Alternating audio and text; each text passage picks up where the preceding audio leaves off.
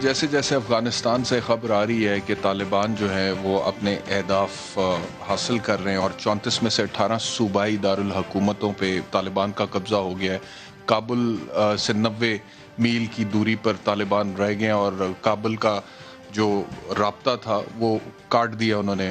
تو ویسے ویسے میں دیکھ رہا ہوں کہ ہائبرڈ وار جو ہے پاکستان کے خلاف اس میں اضافہ ہوتا چلا جا رہا ہے افغانستان گورنمنٹ کی طرف سے اور بھارت کی طرف سے. اب پاکستان کو یہ بلیم دیا جا رہا ہے کہ پاکستان جو ہے وہ طالبان کو سپورٹ کر رہا ہے، جیسے پاکستان افغانستان میں کسی قسم کا کوئی عدم استحکام چاہتا ہے. لیکن حقیقت یہ ہے کہ افغانستان میں جب جب عدم استحکام ہوا ہے اس کا ڈائریکٹ امپیکٹ، اس کے اثرات پاکستان پر ہوئے ہیں. چاہے وہ 1980 کی دہائی میں افغان وار تھی، جب ہوئی تو ہم نے دیکھا کہ پاکستان میں دہشت گردی کا ایک جن آیا، اور اس کے بعد سے لے کے یہ 9/11 کے بعد بھی بہت دہشت گردی کی کاروائیاں ہوتی رہی. There was no corner of this country that was spared.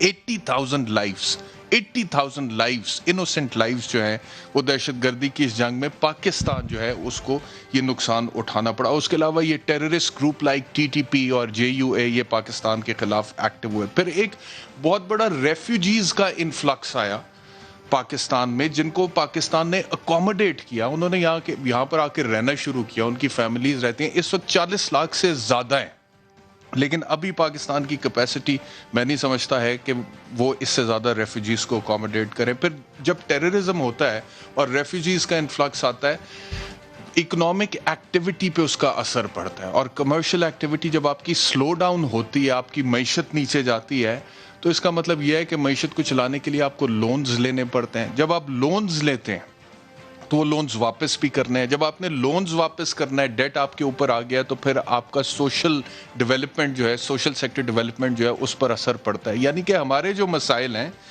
وہ بڑھتے چلے جاتے ہیں، چاہے وہ ہسپتالوں کا مسئلہ ہے، اسکولوں کا مسئلہ ہے، اور کوئی مسئلہ ہے. تو پاکستان کو تو اگر آپ دیکھیں تو پاکستان $1.5 ارب کا اکانومی کو نقصان ہوا ہے وار آن ٹیرر میں، وچ از آلموسٹ $150 ارب کا، which is almost half of its GDP volume. تو پاکستان کیوں چاہے گا ایک عدم استحکام افغانستان میں؟ پاکستان تو چاہتا ہے کہ وہاں پہ پیس ہو.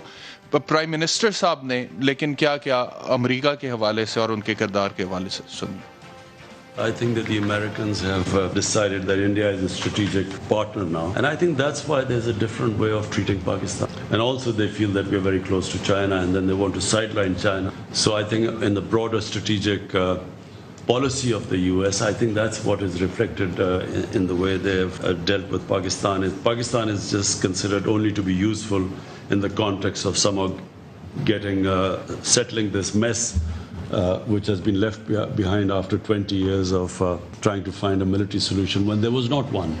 تو عمران خان یہ کہہ رہے تھے کہ امریکہ نے ہندوستان کے ساتھ اسٹریٹجک پارٹنرشپ کر لی، اور پاکستان کو وہ صرف تب استعمال کرنے کی کوشش کرتے ہیں جب یہ جو میس ہے افغانستان میں پچھلے 20 سال سے اس کو انہوں نے صاف کرنا ہو، تو اس کے لیے پاکستان کا استعمال کرنے کی کوشش کرتے ہیں. لیکن ساتھ ساتھ پرائم منسٹر نے یہ بھی کہا کہ افغانستان میں جو بھی حکومت آتی ہے، چاہے وہ الیکٹڈ ہو یا سلیکٹڈ ہو، پاکستان اس سے ڈیل کرنے کے لیے، بات کرنے کے لیے تیار ہے. یہ بھی Pakistan will deal with any government that is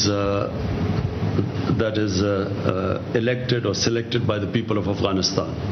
So whoever people of Afghanistan, the government they feel represents them, Pakistan will work with them, whichever that government is.